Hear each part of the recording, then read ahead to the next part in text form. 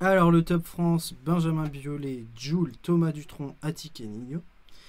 Top US, Lil Baby, Lil Durk, DaBaby, Post Malone et The Weeknd. Explique pourquoi tu ris sur Post Malone. Pourquoi je ris sur Post Malone? Parce que on a préparé pendant 9 mois cette émission avant qu'elle soit qu'on se lance en live. Avant qu'on se lance en live pour régler les différents problèmes. Et Post Malone était premier ou deuxième pendant les 9 mois et il a disparu au moment où l'émission a eu son premier live. Alors qu'il avait été là à chaque fois et on se demandait comment est-ce que c'était possible d'avoir quelqu'un qui est là toutes les semaines pendant 9 mois. Et parce que ça reste quand même, là il est en 4ème position avec du 40 000 ventes 9 mois après quoi, genre c'est énormissime. Plus de 9 mois, hein. Ça n'a pas de sens. 40 000 semaines, hein, vous imaginez bien. Donc voilà, ça me fait rire à chaque fois de le revoir. Sont sortis cette semaine un méga banger, Karis Goulag. Ah, incroyable génialissime, morceau. Franchement, en vrai, Le clip est chaud, le Rien clip à est dire. vraiment chaud. franchement, il n'y a rien à dire. Putain, je le répète, je vous ai déjà parlé de ce plan là, mais le plan où il y a des mecs devant une fourgonnette, les mecs s'écartent, la fourgonnette s'ouvre, il y a Karis assis sur un coffre au trésor, Il est marrant, le ce- coffre au trésor Non, s'ouvre. il n'y a pas le coffre au trésor qui s'ouvre, j'ai revérifié. Il est déjà ouvert le coffre Ouais, au trésor. non, en fait, il est assis sur des lingots. Non, dans le Mais coffre. non, En fait, dans le il coffre ouvre de le la camion. voiture. Il Ouais. ouvre le camion. Il y a Karis assis sur un coffre au trésor. Ouais. Il ouvre le coffre au trésor et dans le coffre au trésor, il y a T'as Karis assis sur des mais pas lingots d'or. sur des lingots d'or, ouais, pas sur un coffre au trésor. T'as pas compris. On s'est ici. capté. Non, on s'est capté. J'ai pas compris. Problème avec personne, nous on s'en bat les couilles. Ah Shalom ouais. aleikoum. Ah ouais, de ouf. Et ouais, ça fait plaisir de revoir Karis en forme Ouais, trapesque, Un truc, incroyable. un truc à l'ancienne dans la façon d'écrire, je sais pas, genre. Moi, Je j'ai sais kiffé, pas la façon dont les punchlines sont amenées. En fait, j'ai l'impression qu'il a deux personnalités un peu Karis. Hein. Il Ouais, sait ouais. faire Zo, tu vois, Ouais. et il sait faire chouin chouin chouin, c'est Mais tout. c'est tu vois. bien. Ça Et c'est prouve- lui qui ça choisit, prouve la tu vois. diversité de l'artiste, quoi. Bref, Kalash a sorti Plus de Love. Énorme son aussi. Ah ouais. Franchement, coup de cœur aussi. Kalash Krimi a sorti Peur de personne. Yonzon a sorti Flamengo. Kobalade a sorti Laisse tomber. Big Flo et Oli ont sorti Insolent 4. Le clip est sympa aussi, Même le son. même le son. YL et Naps ont sorti Je me casse. L'Algérino et Heus Moula Max. Céron et Leilo. Alors ça c'était intéressant parce que Céron c'est quand même quelqu'un de l'électro à la base. Ils ont sorti Expérience. Très lourd. Vous avez bien aimé J'ai Céron bien et Leilo? apprécié, ouais. J'ai pas Ok. écouté. Le chat, dites-nous si vous avez écouté Céron et Leilo parce que C'était- en vrai, sont super. C'est intéressant en vrai C'était d'avoir spécial, ouais. ce genre de La collab. prod, elle est très électro. Ouais, quand même. Ouais. Mais c'est un truc, je sais pas, 80s. C'est mystique. Tu sais, quand un même. peu dans le bail de The Weeknd. Je saurais Ok, pas je vois. comment Ah, t'expliquer. Il y a le kitsch des années Il y a un 80. truc The Weeknd de Daft Punk. Hmm. Ouais, peu du coup, il y a le Daft kitsch Punk, des années Ah, 80. il y a Ouais, c'est ça, ça. ouais, il y a ça. Ouais, ok. Et c'est intéressant de voir Leilo là-dessus. Genre, c'est l'ambiance du son, c'est Stranger Things. Je sais pas, j'ai pas Ah regardé. putain, mais il a Peut-être. aucune référence, Les putain! références J'ai pas cinématographiques. la ref non plus. hein. Puis, ouais, mais vous Voilà, êtes mauvais voilà. aussi, les frérots. Bon, bref, les autres m'auront compris. Côté US, il y a Russ qui a sorti Live from the Villa et 6ix9ine Yaya. Niveau album, il y a RK qui a sorti Neverland, Obey qui a sorti Mafana, Hornet Lafrappe qui a sorti la réédition de Maruche et on a Pop Smoke qui a sorti Shoot for the Stars. Superbe album. Incroyable Time album. for the Moon. Ouais, t'as oublié une partie Oui, du oui, nom oui, de l'album. oui, Aim for the Moon. Ont été Et annoncés. ça en bat les steaks. Ça va, j'allais pas faire un titre de 6 minutes.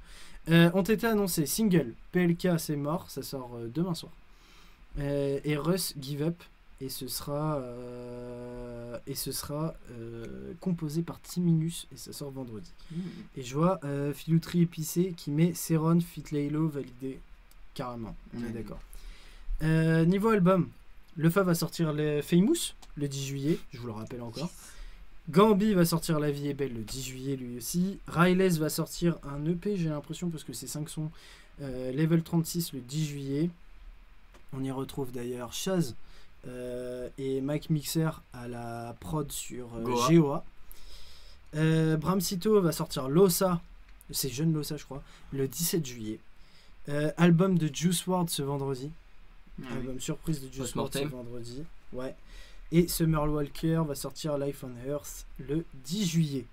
Du côté des certifs, il y a Jul qui a fait Single Door avec Popo et c'est produit par Jul évidemment. Est-ce qu'il. Je crois que ça fait 3 semaines qu'il a des certifs toutes les semaines, Joe. Ouais, mais il en a vraiment toutes les semaines. Hein. Nino aussi. Hein. Nino et machine. Jul ils sont toutes les semaines dans les trucs. Hein. Ouais, bah c'est. Sosomanes, le son Sosomanes certifié or et c'est composé par l'adjoint et Monkeys. Nino avec Filon composé par Danny Saint et c'est aussi single d'or. Landy et Daju Muerte c'est composé par DJ Belek, superbe compositeur. Et Bingai, que je connais pas trop pour le coup, c'est single de platine. SCH Rooftop, disque Platine. de platine. Exact. Et on finit par Maes, Les Derniers Salopards, double disque de platine, donc 200 000 ventes. Autre, la femme de Dre veut divorcer. A-t-elle entendu avant tout le monde Jesus is King 2? Ah putain. C'est vrai, elle Je veut ne sais divorcer. pas. Mais t'imagines, toi, tu prends 50% de tout ce qu'a Dr. Dre. C'est bien. Non mais gros, t'as cru quoi? Il a des contrats de mariage. Ouais, c'est sûr. Allons-nous perdre une deuxième légende? Ça aurait pu être la petite question de On ça. l'a déjà fait. Après, souvent, c'est quand ils sont au fond du trou qu'ils sortent les meilleurs trucs. Hein. Ouais, Kanye West se présente pour les présidentielles 2020, donc du coup c'est l'année prochaine qu'il se refait. Et du coup, nos prédictions. Attends, Dre en premier ministre, deuxième raison de divorce? Je ne sais pas. Bon, la musique, Sina, c'est super, l'humour, on repassera. Hein. Moi je me suis fait rire. Avouez, j'étais marrant dans le Vous chat. pouvez le retrouver en One Man Show. Ce serait trop bien. Bref, Big voilà, Man c'est Show. tout pour les actus. J'espère que vous avez appris des petites choses. Et je vois que Lost in Labby nous dit qu'il faut qu'elle aille écouter Laylo. Ouais, je te conseille d'aller l'écouter. Franchement, il est lourd. Très Ouais, bien. en plus, je te connais. Beaucoup de certifs cette semaine. C'est En fait, ça. il y a des certifs qui pleuvent tout le temps. Ouais. C'est ça. Ce rap-jeu est incroyable. J'aime cette époque. C'est ça, c'est ça. Est-ce que j'aimerais en vous, avoir. le chat, il y a des sorties qu'on a oubliées et que Ouais, vous le voudriez chat. qu'on rappelle Une sortie, je sais pas, d'un quelqu'un qui est inconnu au bataillon, Ouais, quelqu'un ouais, archi ouais. connu, hein, que j'aurais potentiellement loupé. et que vous voudriez qu'on aille écouter, Carrément, c'est intéressant pour tout qui le a eu monde. une sortie cool. Ouais. En attendant, je pense qu'on peut enchaîner. On peut enchaîner. Eh bien, je vais vous introduire un peu ma chronique. Ah oui, Triple Go et son projet Touareg, je l'ai pas mis, j'ai pas parlé de Triple Non. Go. Triple Go, c'est un artiste pas très connu, mais qui fait quand même de la bonne musique. Moi, je l'ai découvert genre en 2012, je dirais, sur un son qui s'appelait, je sais même plus comment, parce qu'il a été retiré de YouTube depuis. Et franchement, il a un truc, Triple Go. J'irai écouter Ouais, j'ai alors. complètement Ok. oublié de parler de Triple Go. En effet, il sort un projet. Ok, bah merci. Qui est-ce qui nous a dit ça? Filouterie épicée. Fais-le très épicé. Merci. Kerry James Blues. Pas encore écouté, mais il Alors déçoit ça, je savais rarement. pas que Kerry James. sortait Alors, un je savais truc. même pas que Alors, Kerry James. même C'est moi, quoi et ça pourtant, ça T'es me sûr, semble un morceau. Adri, qu'il vient de sortir Kerry James Blues? Parce Dans les que sorties, j'ai je rien vu, connais hein. Adri, généralement il a 3 à 4 ans de retard sur un son. Donc, c'est pas méchant Adri, tu me connais. Mais vas-y, on sait que c'est vrai. Bon, est-ce que j'enchaîne? Oui, on enchaîne. Mmh, très bien. Je voulais vous présenter. Il y a un tas d'albums old school que j'aimerais vous présenter parce que je les trouve importants et ça fait partie des fondements et des classiques de ce rap. Mais je veux pas arriver de manière pompeuse avec un gros album à se taper toutes les semaines et tout. Et surtout sans raison, je veux pas venir drop comme ça. Mais là j'ai une raison, j'ai trouvé une bonne raison et aujourd'hui on va faire un hommage. Un hommage à quelqu'un qui est décédé cette semaine. Je veux bien sûr parler de Ennio Morricone, qui était un compositeur de cinéma de locaux, qui avait atteint un tel stade ses œuvres étaient tellement connues qu'en fait c'est ce qui a forgé l'imaginaire collectif du western. Par exemple les sons et ambiances des westerns, Tout ça, ça vient de lui. tout ça vient de lui. Ok. Tu vois le Ah oui, ça, tu ça vois, vient de ça lui. c'est méga classique shit, tu vois, genre dans l'imaginaire collectif Bah ouais. de la planète Terre, le mec est dans leur tête, tu vois. Ouais. Et donc bref, il y a tout un tas de riffs et de passages comme ça qui sont très connus et qui lui appartiennent.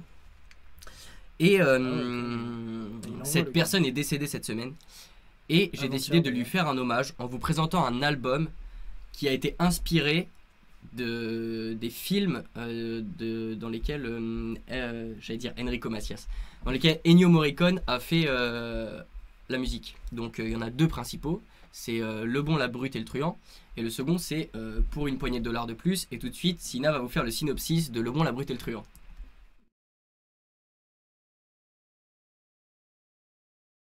Voilà. Avez-vous aimé tous ces sons? Avez-vous aimé le medley qui nous a été fait par Steven? Le medley Steven nous a été donné Lepage. par Steven, on le On remercie remercie. Steven.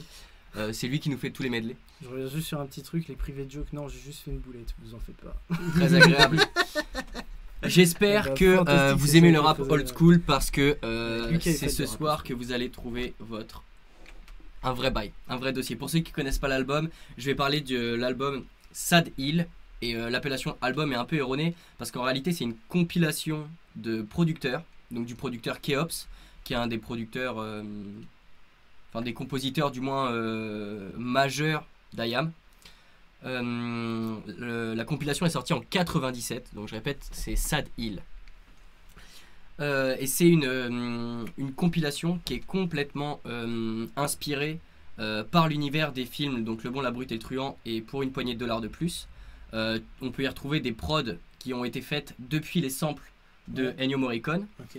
Les 3 rappeurs principaux de la compile, donc c'est Akhenaton, Shuriken et Freeman, et chacun ne s'appelle pas par leur prénom d'artiste, par leur blase d'artiste, mais par des noms de personnages des films. Donc tu peux regarder par exemple, il y a un morceau Sentenza feat Tuco, tu vois, alors qu'en réalité c'est Shuriken et Freeman. Ok. Donc ils ont vraiment poussé loin le truc d'être les personnages en fait des films d'Ennio Morricone. Mais il n'y a pas que ça, il y a également la pochette de l'album où là ils ont carrément endossé les vêtements de leurs personnages. Okay. Ils ont poussé le délire jusqu'au bout. Et de manière générale, on est sur des sonorités, je sais pas, j'ai envie de dire arides. Est-ce que vous comprenez ce que je veux dire? C'est désertique, c'est chaud, tu sais, c'est étouffant. Ils ont vraiment bien retranscrit l'univers désertique des westerns. Et de plus, il y a plein de... De toute manière, ils s'en inspirent avec les samples. Oui, de toute manière, mais en plus, ajouter... Donc comme c'est une compile de producteurs, il a beaucoup bidouillé les pistes. Il y a des moments où il y a du scratch, il y a des moments où ils ont ajouté des passages du film, etc. Donc vraiment, c'est une pièce qui est assez dense, tu vois. C'est pas très... Enfin, c'est du rap old school, de toute façon, tu vois. C'est très, très plein, les pistes, elles sont pleines, vraiment. Donc les personnages, Shuriken est dans le rôle de Joe l'Indien, AKH dans le rôle de Sentenza, dit la brute, et Freeman incarne Tuco, c'est le truand. Okay. Voilà. Et le nom de la cover, de la compile, pardon, Sad Hill, qui veut dire la colline triste, c'est une référence également au film, puisque Sad Hill, c'est le cimetière dans lequel se déroule la dernière scène. Où les 3 personnages qui se tirent la bourre pour avoir le trésor se retrouvent, et c'est un peu le final fight. Est-ce que c'est les personnages utilisés par... Ouais, okay. Exactement. Et donc c'est Sad Hill, c'est le morceau éponyme, et aussi ils ont carrément fait en fait... Ils ont fait... comment on appelle ça, tu sais, quand on... La bande son d'un film limite. Non, ouais, presque, ouais. En fait, c'est comme s'ils avaient... En fait, ils ont vraiment... C'est un truc qui est vraiment très complet. Parce que, bon, déjà, je vais vous lire la liste des feats. Vous êtes prêts? Je vous balance pas les feats, mais tous les artistes qu'il y a sur la compil, je vous les balance en balle. Shuriken, Akhenaton, Freeman, Oxmo, Hill, Cassidy, Def Bonds, Tommy Bugsy, Troisième Œil, Faflarage, Ifi, Passy, Pete Bacardi, Fabé et Coma. Donc ça fait du monde quand même. Il faut savoir qu'à la base, c'était un double album. Et il y a eu une réédition 1 an plus tard où ils ont raccourci, ils ont remasterisé des morceaux, etc. Ouais. Ouais. Le nom de la compile, ok. J'essaie de suivre mes notes, pardon. Ouais, et sur la carrière d'IAM, en fait, pour ceux qui ont beaucoup écouté, vous savez qu'ils ont un travail très référencé. Dans le sens où tout le temps ils sont là en train de drop des références, des trucs, des machins. Et c'est ce qui fait un peu. C'est ce qui fait d'IAM IAM, en fait, parce que tu vois. Et après cette compile, en fait.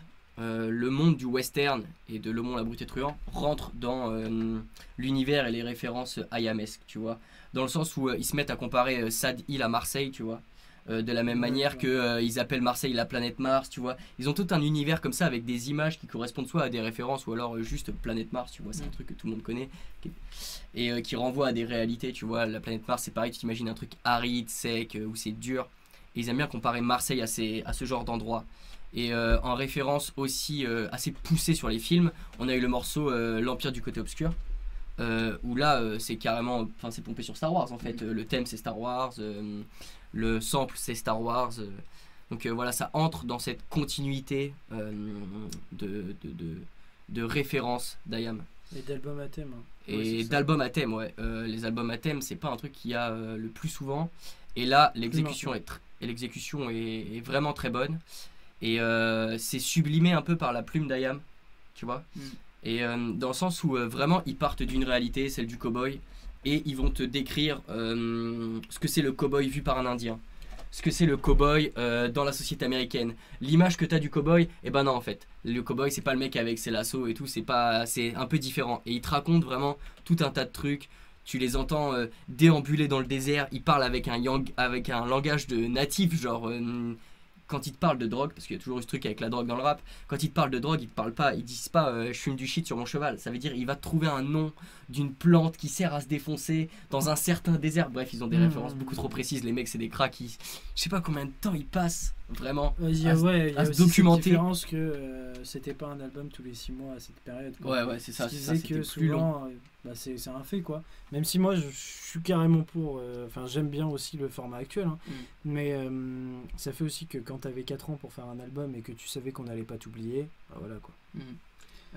Pour reprendre un peu, parce que moi tu me l'as fait écouter cet album là, genre il y a quelques mois, et les prods elles mettent un peu en contexte, je trouve, l'univers, c'est-à-dire par exemple le background, ce qu'il y a derrière, tu vois l'image.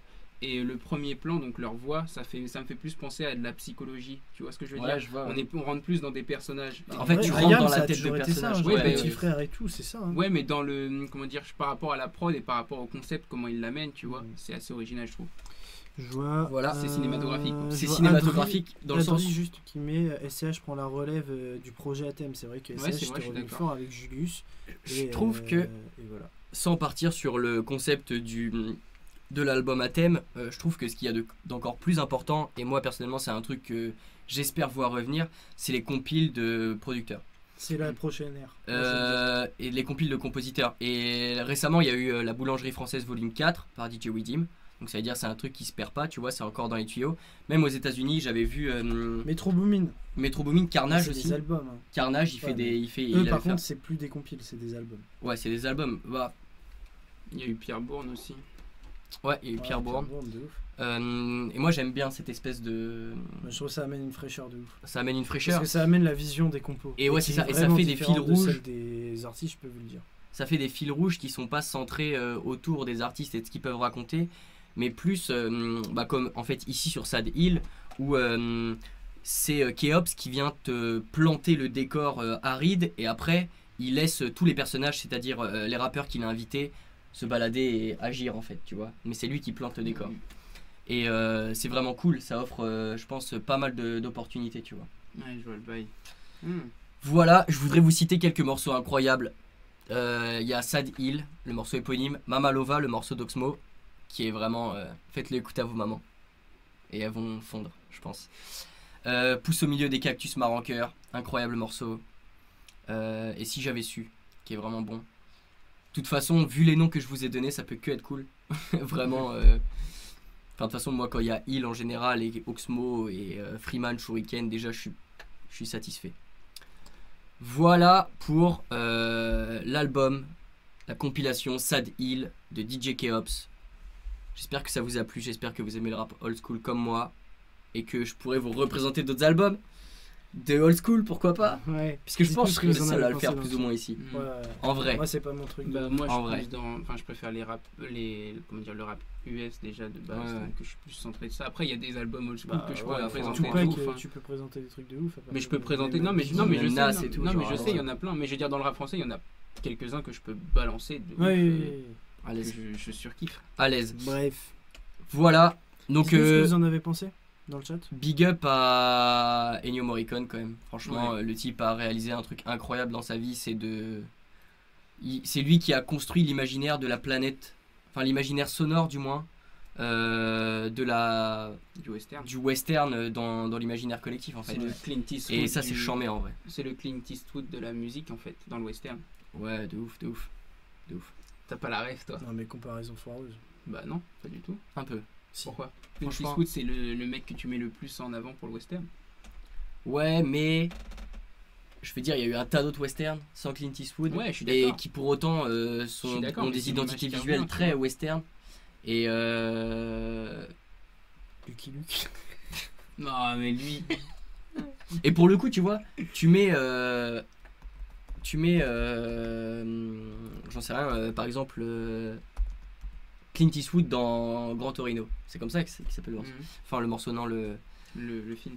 Le film, et ben c'est Clint Eastwood, pas dans un western. Et pourtant, quand tu regardes Gran Torino, tu te dis pas ah tiens, un western. Mais par contre, dans n'importe quel film, tu mets le direct, ça peut être au 21e siècle. Là maintenant, il y a deux personnes en face qui se font ça.